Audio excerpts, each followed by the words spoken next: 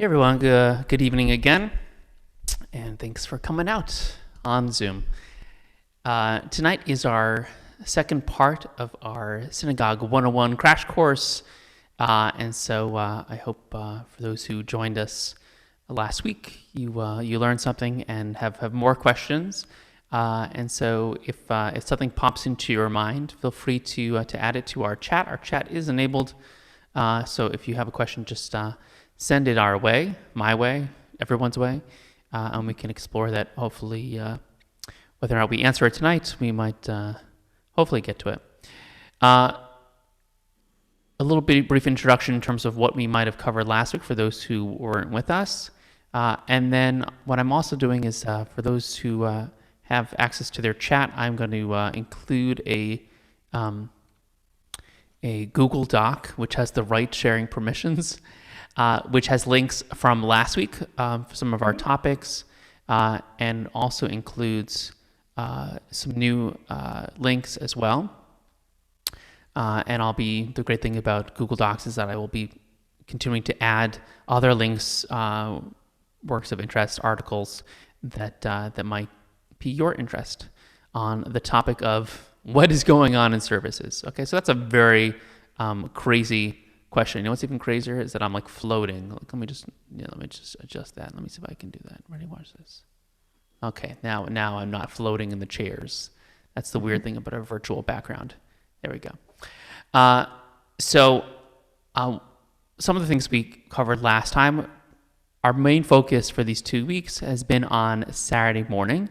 A lot of us either might be new to synagogue, or because of a pandemic that's been out there, we haven't been in synagogue in a while, or maybe we used to go to a different synagogue of a different denomination, or maybe we've come to synagogue all the time and we stand and sit and bow and do all these things and don't necessarily know why we're doing the things that we're doing. And so that's hopefully something we've been covering over these 2 sessions. So our links that I'm giving a little time to this. There we go. That's our Google Doc. And again, extended reading list on some of the choreography that we talked about last week, and some other books as well.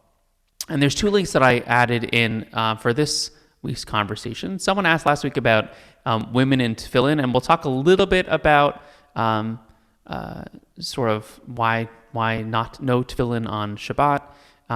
But I wanted to at least give that space, and so that is a link from the Women's League of Conservative Judaism. Someone did a wonderful 5-part series on women in tefillin, so I couldn't do it justice to try to fit it into our, so if anyone wants some extended reading there. I've also included 2 links which always come to mind. I see all these people joining the Google Doc. It's so nice. One from one of my favorite websites, mygewishlearning.com, where you can really learn everything there is about Jewish life, Jewish practice, Jewish history. And then another website that used to be called Interfaith Family, now is called 18 Doors, and they have an explanation as to why the rebranding.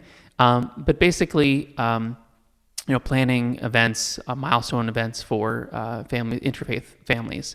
And so I use these websites as links to send out to B'nai Mitzvah, to send out to their guests who come into synagogue and say, what is going on, or what will you see in the service? So it made sense that I would share those links with you, even if you don't have a bar bat mitzvah kid on the horizon. We can all benefit from those kinds of explanations for the things, just basic as to what we might see in synagogue and why we see what we do, and again, some of the background as to the practices. So that's our Google Doc for now. I wanted to spend a few minutes doing a little review of last week, because it was really all over the place. We talked about what I call the 3 S's. We talked about the history of the synagogue. We talked about the siddur itself, the history of the siddur, and then also the structure within the siddur. So it was like 2.5 S's. And what I found was we have this balance act of trying to, and then we see this today, embracing the present, while also acknowledging and respecting the past. We see that in as the motto of conservative Judaism, we have tradition and change is sort of was the old one-liner of describing what conservative Judaism is, to find that balance. So in the ancient world, it was balancing the world that they had come from. They come from sacrificial worship, and they want to respect and hopefully maybe even get back to that space and that time of sacrifice, but knowing that in modern times, maybe that wasn't going to be happening anymore. When I say modern times, I mean 2,000 years ago. And so we have some elements of our service still today that harken back to even times of the sacrifice, again, out of respect for our history and where we come from, but also, there at one point was this idea of returning to that. We learned that on Shabbat, everything is bigger. That was another big take-home from last week. So services throughout the week have different focus, and then on Shabbat, everything is grander. Where are you going to go? There was no football game to be had 2,000 years ago, even 100 years ago. And so to have everything, the pomp and circumstance to really celebrate Shabbat, there was no other distractions. There shouldn't have been, being that Shabbat is its own experience. And so when we look through the structure of the Shabbat service versus the weekday, we're going to find that for most things, it parallels the weekday liturgy, but it's just bigger and grander. And then the last thing we focused in on was some of the choreography of the service, that we bow in certain places, that we take 3 steps back, 3 steps forward. And so why are we doing all these steps and sitting and standing? And so hopefully, again, you can read some of our articles. We'll also be posting the video of last week's session, so you can get a little reminder of all those experiences. So what are we doing tonight? So there's 2 or 3 areas that we didn't get to focus in on from last week. And the first is we kind of went through the Torah Service. And I wanted to go in that a little bit more, and especially about the choreography within the Torah Service. So there are a few things. We talked about how when we read the Torah, we are recreating the stories. The stories come to life. But also when we read sections of the Torah, as we learn for why we sit during the Shema, that it's also a period of study, that we're reflecting on the Torah portion as we read it and as it comes alive. And so there are things we do throughout the Torah service that I want to bring up tonight. The other thing I wanted to bring up today, too, is the different type of brachot. Someone sent me a note for class about, why do we bow for some brachot and not for others? When in fact, for most part, we don't bow for almost any bracha. So it's really more of why do we bow for those 3 or 4 brachot, and it makes sense maybe why we don't bow for all the other ones. So we're going to take a look at that. And finally, we're going to, as we go through, I want us to, even if Hebrew is not your primary language, which most of us is probably not the case, I wanted to, as we go through the liturgy, highlight different words called, and the roots in Hebrew a root is called shoresh. So we're looking at shorashim. So even as we look parallel between the Hebrew and the English, you'll see different roots that repeat themselves. Great. Okay, let's lift off. So we're going to go, let's go in order, and we'll get to the Torah Service. All right, let's see what happens here. Dum, da, da, da. Whoa. Okay, hopefully that is clear for people. I'm going to make myself super tiny. Hopefully it doesn't freak anyone else. Okay, so we're on, this is our introduction. We mentioned last week that the call to worship, everything before the Baruch is us waking up in the morning. Whether we're waking up at 7:10 for the services or at 9 o'clock, we still have to have that period of introspection. And now I'm ready to conquer the day. I'm ready to pray as a community. Normally what happens on a weekday is that we go right from that preliminary service into the call to worship, the Baruch. But we have a little extra on Shabbat morning to... Stop moving. What are you doing? Okay. And we talk about the grandeur of God. And we're starting to one of the first focuses of our prayer worship, and this is every day, is we talk about or. Or in Hebrew means light, and very specifically creation, the creation of all God's creatures everywhere. And that's going to be the first thing that we do as, whether it's weekday or Shabbat, we're going to pray for thanking God for creation.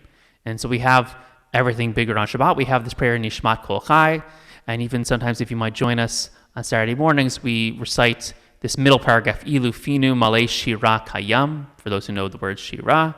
It's right there, right? Shira, song, could song fill our mouths with song, as water fills the sea, could joy flood our tongue like countless waves. Some beautiful imagery as we get ready to pray. And then even again, we reference throughout the liturgy, we reference things that are obvious to God. We talked about this last week with the Amidah. God knows that God is the God of Abraham, the God of Isaac, the God of Jacob. God knows that God redeemed us from Egypt. But sometimes we need that reminder. So even though we say all these things, from Egypt you redeemed us, from the house of bondage you delivered us, it's really, we're trying to coach ourselves up just as much as we are praising God during this section. And it even says, you can't see it right now, but it says, the closing section of Pesukei de Zimra provides a transition from the personal intimacy of the Psalms to Shachri, the formal public worship. Great, let's go to the next page. Oh, it worked. All right. Here's also what's important to recognize with when I said shorashim. When we look for a shoresh, we might accidentally look to the front of the word to see if there's a root that continues. But in Hebrew, a lot of the front of the word is future tense, whether or not we're saying I or we or she, and so that's why we have these letters in front of the root itself.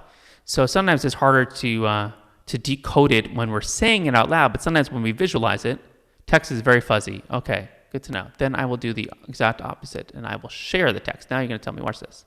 Bum, ba, bum. I don't have to be super small anymore. Oh no, what happened to me? Whew. Okay, good. All right, and then what I'm going to do here, I'm going to share the text, share the screen, Shabbat morning. Oh, okay, let's see them. How's that? Is that better?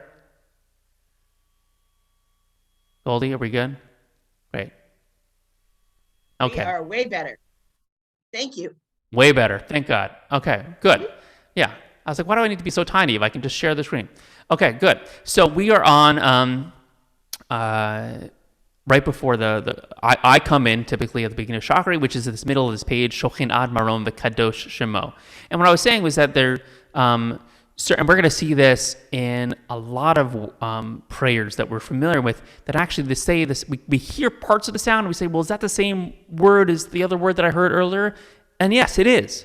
So sometimes it's because it's in Hebrew versus Aramaic, because the Kaddish was a prayer that was written when Aramaic was the spoken language, so that's in Aramaic. But sometimes it's because, again, we see this word, by the mouth of the upright, right here in the middle, by the mouth of the upright you are extolled. By the words of the righteous you are praised. You are, you will be, or you are. Okay, that's where we get this tit, you will be. Tit halal, you will be praised. Tit barach, you will be praised again. Tit romam, you will be acclaimed. Tit kadash, you will be hallowed as holy. Right? But if we really look at the individual word, Tit kadash comes from kadosh, holy. Right? Kiddusha, the prayer we do during the Amidah, same root, kadosh. We have tit barach. Hopefully you're seeing me highlight this. Barach, we have blessing, right? Halal, like hallel or hallelujah, praising God. Okay, same root there. So that's why it's important to recognize that even if we don't hear it all the time, we can see it. And what we have here too is we have other words in the next paragraph that we repeat. We have here lehodot from todah, meaning to acclaim, to laud, to glorify. We have this word lehalel, leshabeach, leshevach, praise, liromem, from the same root as titromam. So even though titromam and liromem don't necessarily sound exactly the same, they have the same root. And the second to last line of the here, al kol divrei, on all these things, shirot v'tishbachot. Shirot, songs, tishbachot, praises. Right? Tishbachot has the same root as l'shabeach. Right? Aleinu l'shabeach la'adon. So we're having this word praise, which we don't actually think of. When we think of praise in Hebrew, maybe we think of like blessing, like bracha, but shevach is a word we're going to find a lot in our text in all different forms. So that's important to recognize, that even though we're talking about creation as the first section, we're getting a lot of the words that we're going to hear in the other sections of our prayers. Yishtabach also, it doesn't sound like shevach, but it does. Yishtabach is another form of shevach, and that's our really the last prayer we do right before the Baruch, and then we have our Kaddishes. And our Kaddishes themselves, I mentioned before, Yit Gadal, if you just look at like the Gadal here, Gadol, meaning great. Yit Kadash, we just talked about Kadosh, right? Same thing as well.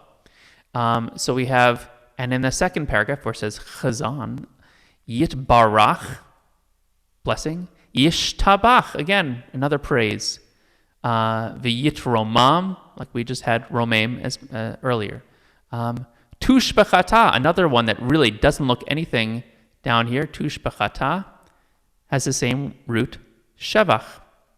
Okay, so just an important thing to recognize that even though we don't necessarily categorize all these tefillot, all these individual prayers in one context, they have a lot of the shorashim that repeat. Important to recognize. So we talked about last week. We talked about the Baruch, the call to worship, this call and response that we find in Jewish practice. That if I'm going to represent the people, I need the people to respond, and then if the people respond, I need to make sure that the people know that I heard them, and that's where we have our call to worship. So we only bow a few times when we say the word Baruch, and so someone was asking the question of, well, why is that? And the rabbis first bring this up in the Talmud, in Masechet Brachot, in the tractate of blessings, Brachot.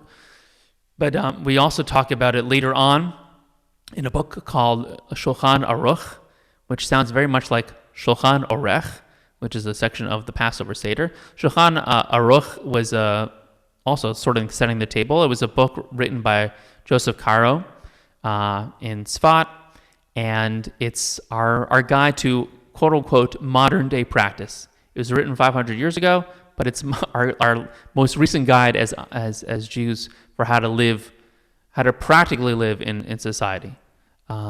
So some of the questions that were brought up in the Talmud and the Mishnah may not affect us the same way, but the Shulchan Aruch, there's still many things, even if there wasn't electricity or other modern inventions, there's plenty that still is modern day practice. And so one of them was, which one would you bow and how would you bow? And so the rabbis of the Talmud talk about that you have to make sure that the Baruch Hu is like berech, meaning knee, and then you don't want to be bowing down on God's name because it's really rude. You want to be humble, like woe is me that I'm talking to God, but also if you're going to talk to God, we're very formal about talking to God. And so we look up for God's name whenever we're bowing.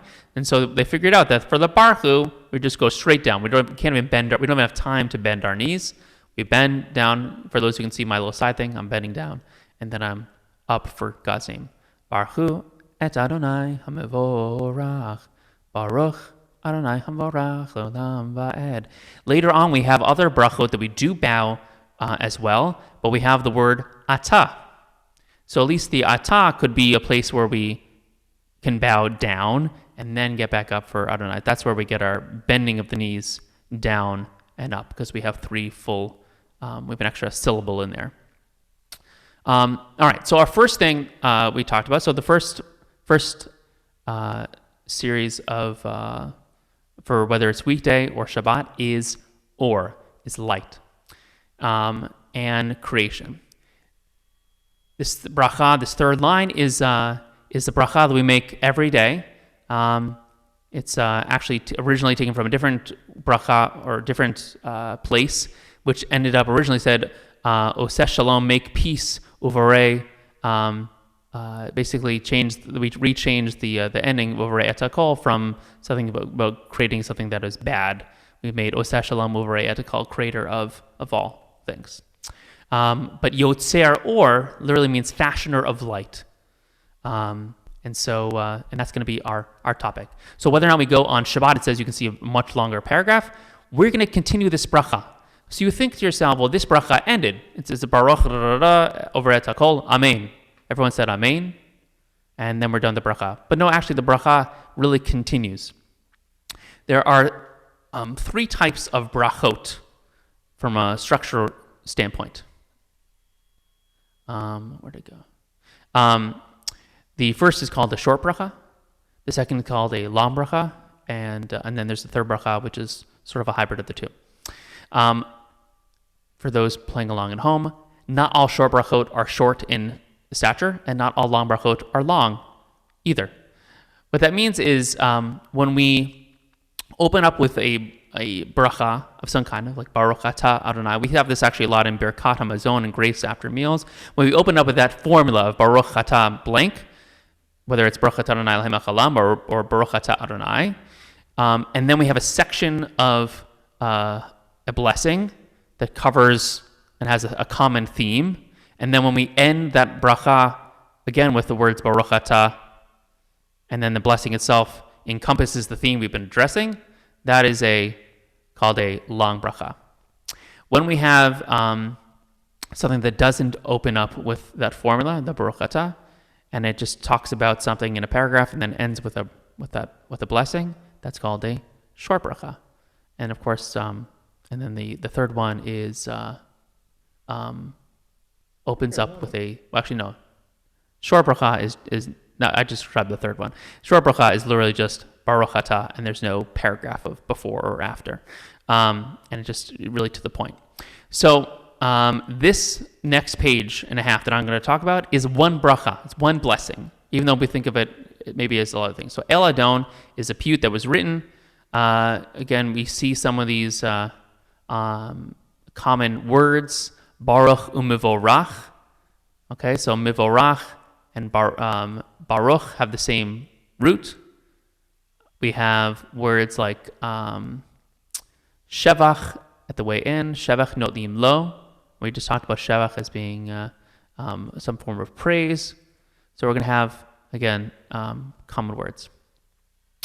And then it continues at the top of this page. If it was a weekday, we would be doing the bottom, but look at the bottom. Hameir la'aretz. You illuminate the earth or the land. Okay, Hameir la'aretz, coming from that same word. Or ma'aseh v'reshit, creation, right? All of creations, that's what we're talking about. So this, whether or not we're in weekday or in Shabbat, we're talking about light. Okay, this entire page 110, that often we just kind of zug through, and we do in the bolded parts, we sing those out loud together. These are quotes from earlier places, so we don't, for Kadosh Kadosh, we're quoting what we would be saying during the Kedusha, so we don't actually keep our feet together. But we talk about, even though we sort of go off on tangents, where do we return to? We return to this bottom section. And so whatever we've been talking about, it's like, as a teacher described to me with Nusach, with the melody, that it's sort of like slalom posts. I know we're going to the Summer Olympics, but there's a thing called skiing that people in other places of the world do. And there's checkpoints along the way. It doesn't really matter what you do on the journey between those posts, but you have to get to those posts. And the same sort of thing with this long bracha. So we began with, right after the Baruch Hu, Yotzer Or, and then we have Or Chadash Al Tzion Ta'ir, right here, Or Chadash Al Tzion Ta'ir, cause a new light to illuminate Zion. Baruch Atah Adonai Yotzer HaMe'orot, Yotzer Or, Yotzer HaMe'orot. It's the same bracha. So important to recognize. So that we're into creation, And now we have our second, where'd it go? My kids are laughing at something, but I wonder what it is. Where'd it go? Dun, dun, dun, dun. To show you. Oh, no, I don't want to. No, pause it. There we go. All right. So we are, and then we get to love. Love is great. Okay, and this is our love prayer. Ahava Rabbah begins with a blessing of love. Hello, Eitan. I am there. Say hello. We're sharing a screen, so they can't really see you. You see yourself? Yeah? Do you love me? Hey, I don't want to take my bath. Yeah, do you love me, Eitan? That's the question. We're talking about love. Great. Yeah, she found me. Okay. Good times. Ahava Rabbah, much love. And then when we talk about, last week we talked about the four corners of the earth. And people can debate what that means for what they thought of if the world was flat or round. But we do all this stuff that we were talking about being the chosen people. Habocher ba'amo Yisrael be'ahava. So we have this word ahava that we repeat it throughout the same bracha. So this whole page is one blessing, one long blessing. Ahava Rabbah, much love. And we talk about Avinu, Ha'av, other names for God as a parent. We start talking about the word Harachaman, which for those who ever do grace after meals, it's a popular one. Hamir Rachim, same root. Rachim Aleinu, we have the same root 3 times in a row. We talk about Tain Bili Beno, give in our hearts. Okay, so this is all, it's not just that we are learning about Torah, that we're going to study Torah, because that's what we're about to do. We're about to do the Shema, which is studying Torah, but we're going to do so be'ahava. And that's the main focus of this paragraph. And then we get to the Shema. We close our eyes. We talked about last week about enhancing all our other senses. And it makes sense that we just had a conversation about love. We went from creation of God's light, God is everywhere, to really now our own communal connection with God. Because creation is creation of everything. And it's important to recognize God's creations all around us, the other animals, the nature, this earth. And that's important to recognize each day. But then the next section is why are we special? Why are we praying as people? And it's that connection with God that we can do all these things, learn Torah, and to grow as individuals and collectively with love. And so that's why we have our opening paragraph of the Shema, that we do all these things with all our heart, with all our soul, with all our might. And then we have our 3 paragraphs. We take our tzitzit. We were talking, and so we're going to get into kissing in a minute. There's a lot of things that maybe we'll just get to it now, because why not? We kiss a lot of things in Judaism. Originally, probably because we, out of reverence. There's also a quote from Song of Songs, chapter 3, verse 11. Which it can also be found in other liturgy. It's actually used by most Sephardic synagogues during the Torah service. We don't do it in our Ashkenazic synagogue, but Se'ena ur'ena benot Zion b'melech Shlomo ba'atara she'itra lo imo b'yom chatun to. Right? So we have the word atara, for those who know who we're a tallis, a talit. There's the atara that goes right over the top. O maidens of Zion, go forth and gaze upon King Solomon, wearing the crown that his mother gave him on his wedding day, on his day of bliss. That we are getting married to God and to Torah, and so hence the kissing. There's a lot of kissing that goes along throughout, whether it's the Torah service or anything involving Torah. And so the tzitzit that we've combined, we're kissing them as we're reciting Torah. It's not that we're kissing them when we say the Shema. We don't kiss anything. We cover our eyes. That's the focus, to the oneness of God. But when we get to the 3 paragraphs of the Shema, that's when we're focusing in on that relationship and again, really studying Torah each time that we pick up the 3 paragraphs of the Shema. So every time we see the word tzitzit, we kiss the tzitzit. And then at the end of the paragraph, we talk about Adonai Elohim Emet. God is truth. And we have that word again, emet. And we think about how God is, and we have these other roots that we see in this paragraph right here. It is kayam, raised, v'yashar, straight, ne'eman, like emunah, faithful, ve'ahuv, from ahava. Again, we haven't lost the ahava part. And then we start transitioning. So we already had our ahava moment. We study, and now we go into our third theme of the morning service, which is redemption. So right about here, we start talking about word, and redemption in Hebrew is geula, gaal is or goel. Those are the words we're going to be looking for. And here at the bottom paragraph, we find the first version of that goel avotenu, yotzenu sor yeshuatenu. Okay, that God is going to be our redeemer, and that's so it's not just that we have as individuals, but collectively we have this relationship with God as the Jewish people. And so, as we know, we hype up things that have happened before, and then we quote from the Song of the Sea, "Who is like you, O God? You're so wonderful." And the end of the bottom of the Bracha, Brachot Adonai, Ga'al Yisrael. So this whole page was one Bracha about Geula, about redemption.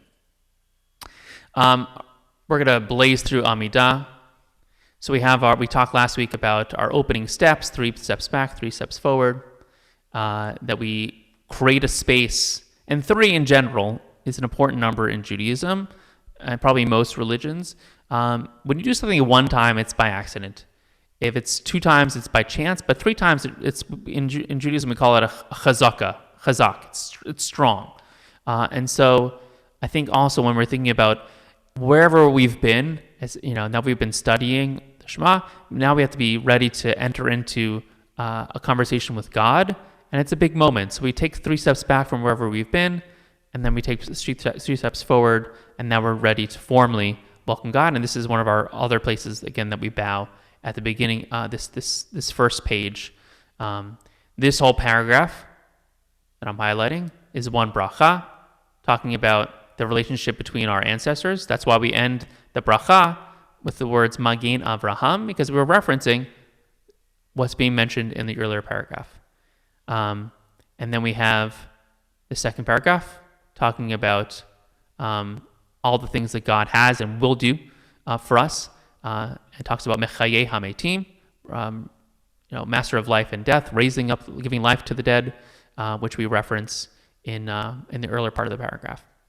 So that's our Avot and Gvurot. We talked about our Kiddusha, being like angels. That's why we keep our feet together. And then on Shabbat, we don't, if we have time, we'll go through the weekday Amidah a little bit. We don't have petitions. It's the one that we don't talk about on Shabbat, because we don't want to be greedy. We have Shabbat already, and we have the weekdays, the 6 other days of the week, to ask God for things. And so there's a lot more praise here, and there's a lot more, again, talking about this theme that we brought up earlier, creation, which is in the first couple paragraphs. The Mekadesh HaShabbat moment, Kadesh, Kadosh, right? Shabbat Kodshecha. So we have, again, similar Kodshenu b'mitzvotecha, same root, Kadosh. Talk about holiness. And then every Amidah ends with 2 sections. The first is this moment of hodaya, of giving thanks. And I might have highlighted this last week, but we bow on modim anachnu lach, which, again, in the Hebrew, modim comes from todah. So from this paragraph, modim anachnu lach, all this paragraph, and then all the way over here, this is all one bracha. We end with Baruch atah Adonai hato shimcha u'lecha na'eh lehodot. Lehodot, to give thanks. The whole paragraph is talking about giving thanks. And what we find also, we talked about earlier about sacrifice. Every Amidah during repetition has a section with this priestly benediction in it. And on the, it used to be that literally every time you did it, if you had a Kohen in your house and you had a Levite who could wash their feet, that they would come up and do this priestly benediction as the Kohanes. We used to do it, and so, on some holidays we've still done it on Rosh Hashanah or Yom Kippur in our congregation, but there are congregations I know in Israel who will still do it daily. Again, thinking about where this service itself came from. And then we have giving thanks, and then we have our prayer for shalom, for peace. Sim Shalom is a prayer that was written 2,000 years ago. One factoid before we get to the Torah service is that Sim Shalom was not a congregational tune. What's interesting is that a lot of these things are chanted, and in recent, probably last 75 to 100 years, we've created congregational melodies for things that were either just chanted by the prayer leader, or maybe there was a choral piece that's also more recent. But in more recent memory, like Sim Shalom is something that it's hard to not sing out loud as a congregational refrain.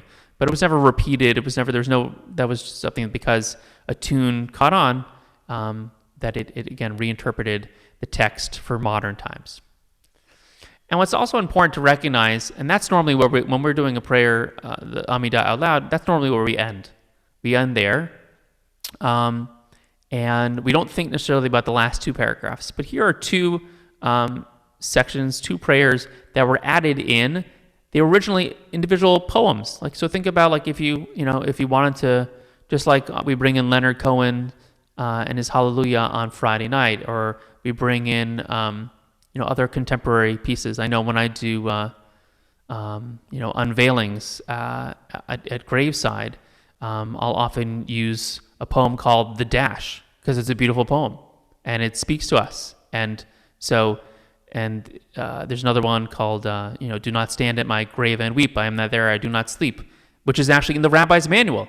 There's no rabbinic source of it, but because it touched so many people, it made its way into our liturgy for those kinds of things. And the same thing can be said about these last paragraphs. They're meant to be a guide, so that if these specific words speak to you, great. And if they don't, the Amidah is really supposed to be, whenever we do an Amidah 3 times a day, is supposed to be an individual prayer. So everything that we've just covered for the last couple pages, we say you should recite, but then also we need to have that time for personal reflection. All right, so don't be upset. We got Hallel, which we do on some holidays, another time. All right, here we go. Here's our Torah service. And again, if anyone has any questions randomly about things, I thought it actually was a good idea to just share screen, because then we have more form. But we could I could do a whole class on the Bracha formula or things like that. But I think for our time's sake, we can focus in on the Torah service, because that's really the apex moment. So that's where we're going to go. So we have the Torah service. The paragraph in the middle is the one we recite every Monday and Thursday and Saturday afternoon. We talked about we used to read like we would recite in the marketplace when people came to sell their goods. That's when they would recite the Torah. And so also because Torah is like water, you can't go more than 3 days without Torah.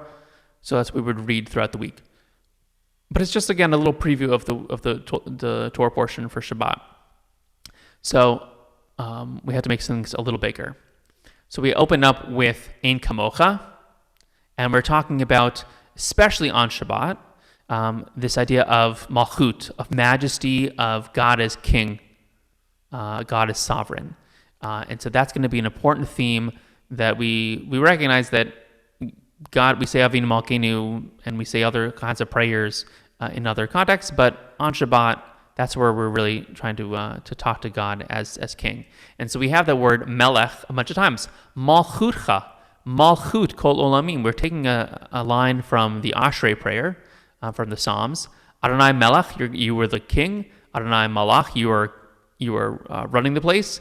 Adonai Yimloch, you're going to continue to be the ruler, le'olam va'ed, for all time. So we have Melech, Malach, Yimloch. We're talking about that Melech El Ram Benisa. All right, then we on Shabbat we have a paragraph from the Zohar, again in Aramaic. What's interesting is that the tune we always do for this was actually a choral piece by Zadel Rovner. Never really meant to be a congregational tune, but people picked it up. And actually, most of the Torah service that we sing out loud are the bits and pieces of different choral arrangements. Again, another class for another time. We're going to pretend like it's not Yom Tov. So we get to the Shema. And so the question is, there's two questions. Number one, why aren't we closing our eyes? Well, as I mentioned earlier, we often reference other texts that we use in other places. And so this is more of what I would call a reference to the Shema rather than reciting the Shema. Okay, it was added in later, whereas the Shema and reciting it multiple times a day was a creation of the rabbis much earlier. So why we bring up the Shema? Well, as we learned last week, the Shema, I mentioned earlier, the Shema is study. It's Torah. That's why we're sitting down when we study. We study with a chavruta, with a partner. And so if we're about to take out the Torah, which we just removed from the ark, what are we doing? We don't stand for the Torah reading. The Torah reader does, but everyone else is sitting because we're in study. And so what better way to start that off than talking about the oneness of God? Shema Yisrael Adonai Eloheinu Adonai Echad. God is one. And then the second line, Echad Eloheinu. Again, how wonderful and how unique you are.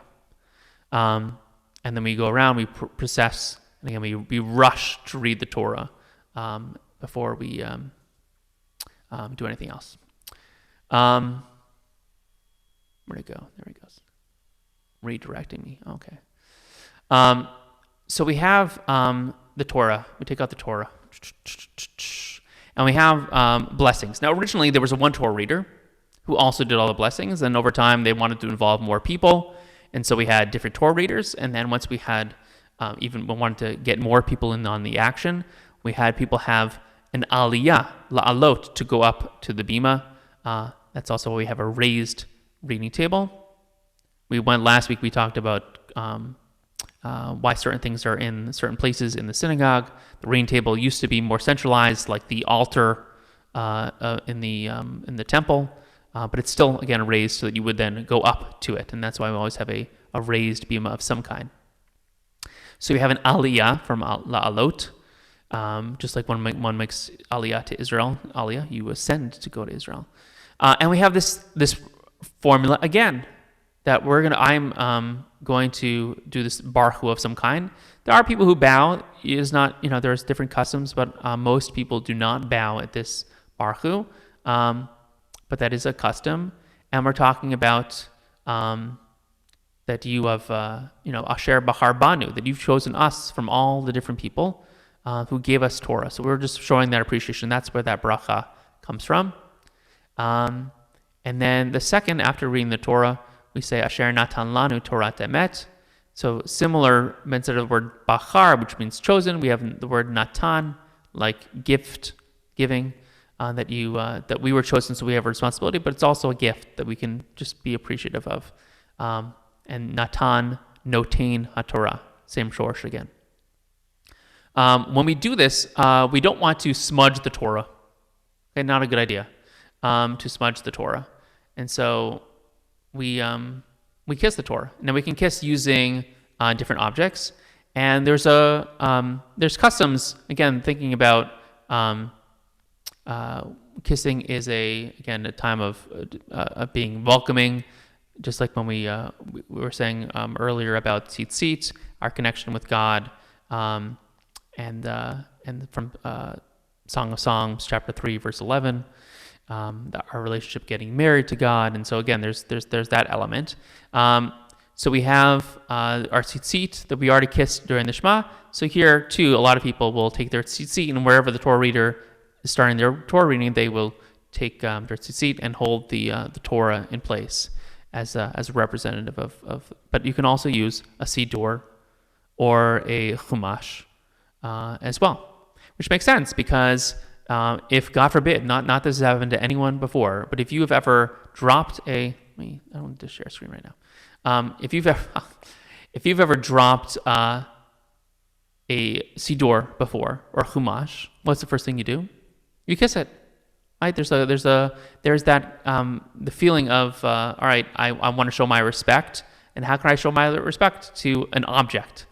I kiss it. And so because of those holy things, whether it be tzitzit or siddur or a chumash, where we read the text of the Torah, that those are kinds of things that we could also use to kiss the Torah, because they're sort of in line with not to the level of the Torah's holiness, but still very important items. So we kiss the Torah there. When we go around with the Torah in a procession, we also will kiss the Torah then. And so there's a lot of things about the procession I wanted to talk about for just a minute. When we go around with the procession, people can kiss either with their hand, with again a chumash or a siddur, and we kind of understand now why that would be making sense. That's our physical expression of our love for God. What's interesting about when we bring around the Torah, I always tell people to put it on their right shoulder and hold it on their right side. Why is that? There's a bazillion reasons, which is an actual number. But really, the rabbis have a lot of conversations about doing things with their right side. Most of the world is right-handed. I happen to be left-handed. Rabbi Rosenblum happens to be left-handed. Rabbi Lubliner happens to be left-handed. We are probably the only synagogue in the world that has 3 clergy, and all 3 clergy are left-handed. Factoids. Anyways, so yes, when I put on my phylacteries on my tefillin, I will wrap them on my right hand, my opposite hand, but that's because I have to, not because it's looked upon in any positive light. So in Judaism, we're still a little backwards when it comes to lefty hatred.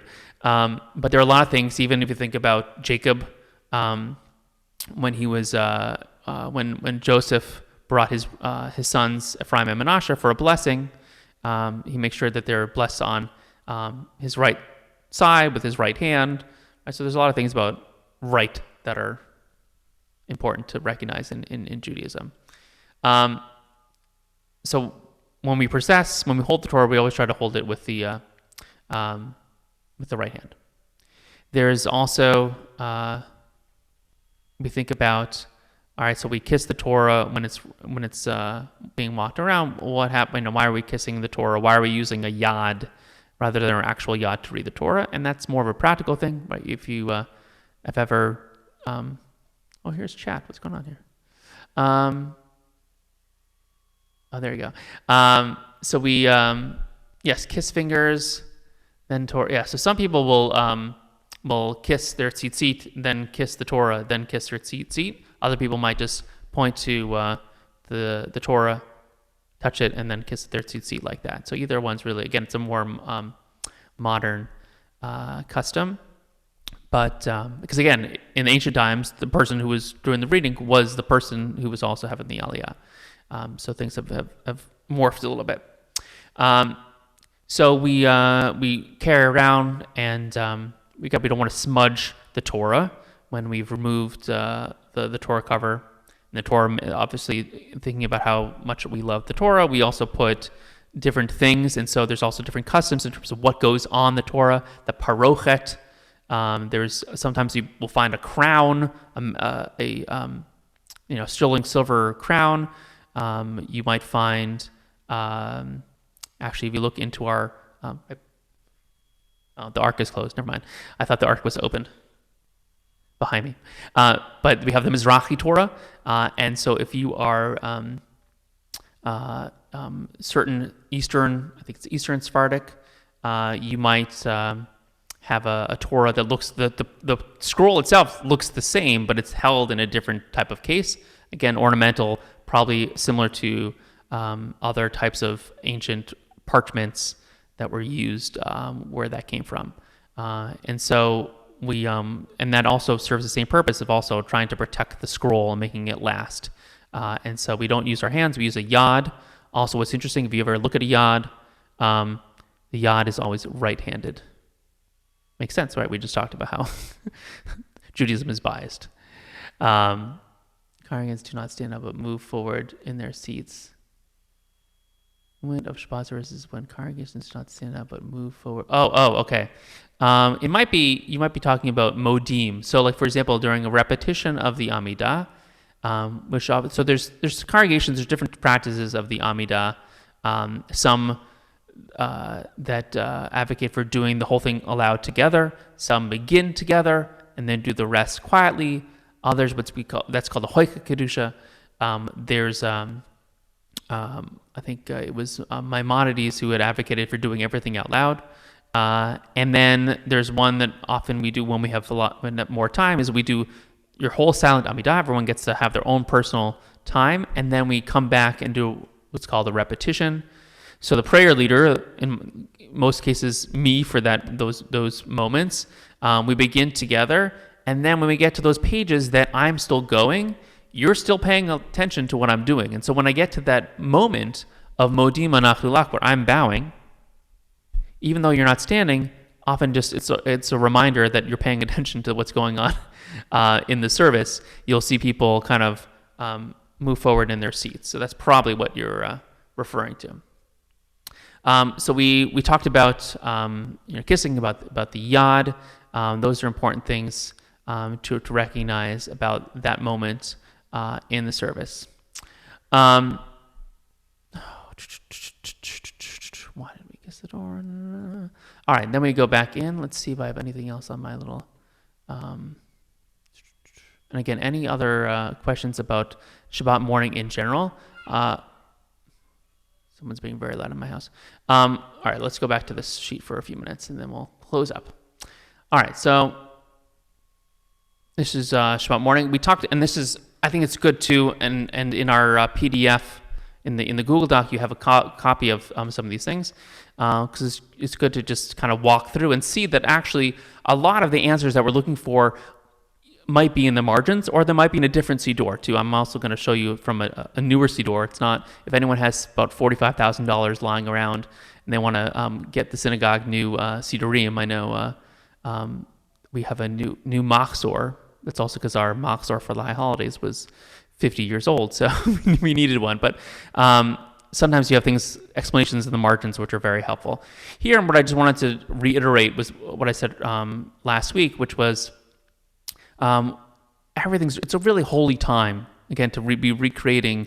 That's why we call it the apex of our service. We don't in Reform synagogues, you might find people reading Torah on Friday night. In more traditional services, you will find that on Saturday morning. And it's really and that's why Reform Judaism put it on Friday night, because it was a holy time, and Friday was their main service. So they wanted to make sure that they had one of the most important parts in Jewish practice. So when you're in that holy time, the ark is open, you feel it's this deep connection to God. We add in special blessings, and Barach is same word as Bracha, blessings. So one of the first things we talk, this is just you can see on my sheet, Birchat HaGomel. So if someone has survived something, a chaotic event, they've overcome disease, they survive a car accident, they come in, they'll recite Birkat HaGomel in that moment. We have a Mishaberach for all kinds of things, for people who are just coming up for an aliyah. Down here at the bottom, for those who are about to be married. We have a bar bat mitzvah. We have people who are ill. We add in every Shabbat. We have for people who are bringing new life into this world. All these things are in our regular practice.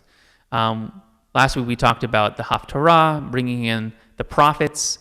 And before that, we lift up the Torah to display it out to the people. And Hagba is the word for lifting up, but actually comes from the word Gavoha, which means height. So everyone goes like this. I'm not Dan Jaffa. I'm not like 8 feet tall, but I try to go as high as I can. Gavoha. That's whenever I lift the Torah. And what does everyone else do? You might see people, if you can see my little pinky here, pointing to the Torah. And they say, Vizot HaTorah Asher Sam Moshe. This is the Torah. So it makes sense that we would be pointing when we say this, because we want to make sure that we're paying attention to the service. We're going to be pointing to the Torah and saying Vizot HaTorah. All right. In some cultures, it's kind of not nice to point your finger, your middle finger. We can explain why that's not a good idea. And your ring finger is that would be really hard to point with your ring finger. So again, pinky was the way it goes, and you might see people doing that and pointing to the Torah. And again, we're just literally just pointing to what we're saying. V'zot HaTorah, this is the Torah. And then we have, again, other prayers for peace, prayers for Israel. And before we even finish up then we have, here, okay.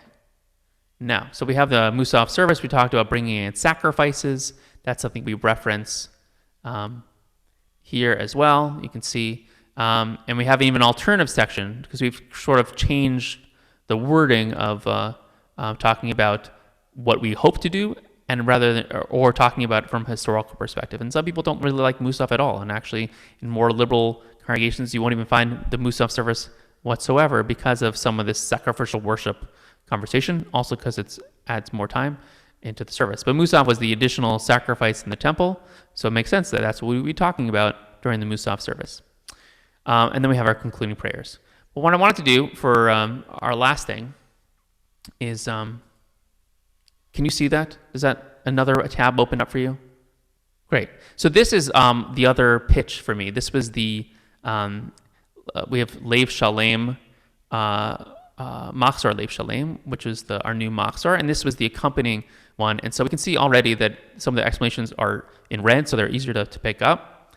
And it has some liner notes. So this is actually the weekday service. So I just wanted to, I wanted to reiterate when we're talking about Shabbat versus the rest of the week, is that they're parallel, but there are definitely some differences.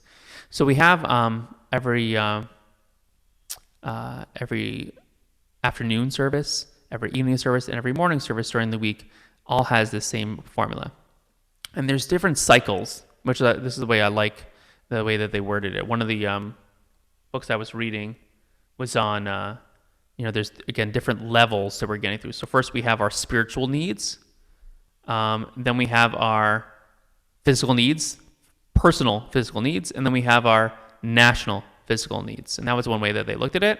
So those three sections. And here, it's talking a little in different language, but we talk about personal transformation. The first thing we need to have as individuals, our spiritual needs, is we need to have knowledge. In order to really feel a spiritual connection to God, we have to know things. And so the first thing is knowledge. We have to have also an awareness of where we can learn and grow. And so there's a little bit of humility, asking for repentance, asking for forgiveness. And then we have this word we talked about earlier, right before the Amidah, Geula. We ask for redemption right off the bat. Then we have our second cycle, and now we're asking for our physical needs, personal physical needs, healing and prosperity. So we're asking each day. So for those who say, well, I didn't get my name on the Mishaberach list, and we're not reading Torah for another 3 days, what do I do? Well, every Amidah, we have, again, other than Shabbat morning, we have prayers for those who are ill. So you can even add in your own prayer. And for those who've ever joined for our joint service at the temple, El Narifana, oh God, heal us now, right? That's from Leon Scher, who wrote the music and the text. Found the text from here, from right here. Then we have, and these are all short brachot.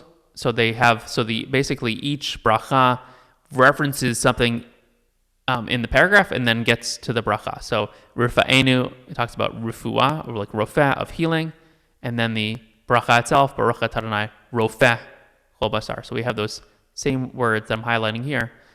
Get there.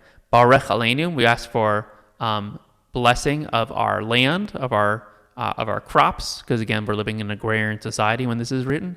Barech aleinu closes up mivarech hashanim. We talk about gathering our exiles, bringing us all together for a certain time, and now we're ready for the third cycle, our redemption. And again, whether or not we're talking about in real time or in the future, these are things that some people might ask. And I also like some of the reclaiming of some of the liturgy. So Hashivenu Shotinik Rishona, we may not, when we read that in the translation, we may not think of it as justice, but we're asking for justice in the world.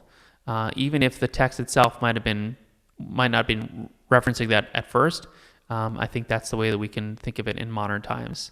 We're talking about ending of wickedness in the world. And then we're also talking about Allah tzadikim, the tzaddiks, right? Tzedek, right, righteous. We're asking for chasidim, the chassids. Okay, we're asking for the righteous to be lifted up in this world. And so we can think about ways in which we can lift up good people and put an end to wickedness. And then, of course, for those who've joined my foundations class, we have a whole session on Jerusalem, and we've always had it in our prayers each day during the Birkat, Hamazon, during weddings, during all kinds of life cycle. We always pray for Jerusalem in some form, whether that's a spiritual home or the physical returning to Jerusalem. And then, of course, now that we've made our other blessings, well, God, hopefully you heard them. So we say Shema Kolenu. We know the Shema Kolenu. We know from the high holidays. Similar form here, Shema Kolenu. Shomea, right? Shema Kolenu. The word Shomea, Shema, same word as well. And then we're done. That's where the petitioning ends. And all these other things are very familiar to us from the Amidah that we studied earlier. Modim anachnu lach, ve'al kulam, hatov shimcha locha na'el lehodot. We had those all before. We have a different prayer. Instead of sim shalom, we have shalom rav. But again, the same message of peace that has no boundaries. And then we have our Elohai Nitzor, our personal reflection, and the singing of Oseh Shalom. So what's important to recognize is that the beginning and the end, whether we are a weekday or on Shabbat, are the same. And it's just, it is fascinating to, on one end, this is the one exception where something is not as big as it is on the weekdays. Normally, I said earlier that everything on Shabbat is bigger. That's why we have a big kiddush. We don't have a big kiddush on weekday mornings. You can always still join us, 7:10. But the one place where I would say things are a little bigger during the week is this petition, the part of the Shmoneh Esrei, the 18 blessings of the weekday Amidah, because we're trying to petition and ask for more things. Whereas on Shabbat, we're just praising God and giving thanks to creation and other things. So that's comparing the two to each other, weekday and Shabbat. So we've studied why we stand, why we sit. We've studied why we go back, why we go forward, why we bow down. And I think hopefully through hearing some of these anecdotes as to why we do what we do, we can find meaning from our history, and also understand that there are places where we have also reclaimed the meanings behind things, or if the meaning was lost, that we've found new meaning in why we do. I'm trying to remember who it was who came in. Maybe it was Ron Wolfson came to speak at our congregation years ago, and he spoke about he had his grandmother's meatloaf. And his grandmother's meatloaf, they always had, whenever they made it, they had to cut off the sides of the meatloaf. And they just assumed it was like maybe she didn't like end pieces, or what was it? Okay, but there's some spiritual reason. And then finally they found out that growing up their oven was too small, that the meatloaf didn't fit in the oven. And so in order to get the meatloaf in, that she had to cut off the sides or something to get it in. That was the story. Right? Or why do we, he did another one about newspapers on the floor in the kitchen or something. I don't know. So you hear these stories. And so the great thing is that for the most part, when people have asked me questions about why we do the things we do have a sense of the rabbis having conversation either in the Talmud or later on, we talked about the Shulchan Aruch. But there are times where we don't necessarily have the answer, but we can kind of, again, use our Jewish logic is what I would call it. To understand, why we would kiss things or why we would do other actions. And then once you hear them, you go, that makes a lot of sense. And so hopefully, as you join us or join wherever congregation you join for Shabbat services, that some of these tips might, again, enhance your service, so that even if you've been bowing for 50 years or 5 minutes, that you now have a greater understanding of the different moments of the Shabbat morning service. That when you come at 9 o'clock, because you can come at 9 o'clock if you'd like, that you feel that sense of waking up. That when you get to the Shacharit service, you feel that you understand the text now, coming alive and feeling the creations and appreciating nature everywhere. We think of the Ahava moments of the Shema and Ava Rabbah as you gather your talit together, and just as you wrap yourself in the talit, we think about ways in which we can spread our love to each other. And then when we get to that apex, that Torah service, that again, it's no longer one of those things where there's a guy up there on the bima and there are a bunch of other people standing around. What are they doing? But that it actually, again, is theater and bringing Torah to life for all of us there. And then, of course, Musaf and all the concluding prayers to, again, bringing extra joy and pomp and circumstance to a wonderful day that we get to experience every week. Again, I'm going to put my this link one more time for those who need to access it. Again, and if you have other questions that didn't come to mind tonight, feel free to email me, jholzer@jacksjewishcenter.org, jholzer@jacksjewishcenter.org, and I'll be happy to send you some information and even add those things to our extended reading list, as I've called it. And so I hope to see you all in person or Zooming or virtual soon. Have a great night, everyone.